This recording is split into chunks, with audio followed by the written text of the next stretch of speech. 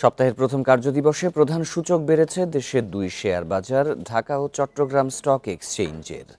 রোববার Dhaka stock exchange ডিএসইতে লেনদেন হয় 487 কোটি টাকা। ডিএসইর প্রধান সূচক ডিএসইএক্স 23.99 পয়েন্ট বেড়ে দাঁড়িয়েছে 5224 পয়েন্টে।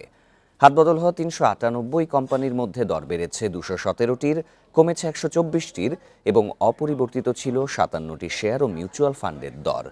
সবচেয়ে বেশি লেনদেন হওয়া প্রতিষ্ঠানের তালিকায় প্রথম S Alam cold roll steel, আর দর বৃদ্ধির শীর্ষে ছিল গ্রামীণফোন। অন্যদিকে চট্টগ্রাম স্টক এক্সচেঞ্জের সার্বিক সূচক বেড়েছে 16.05 পয়েন্ট। লেনদেন হয় 10 কোটি 85 লাখ টাকার শেয়ার।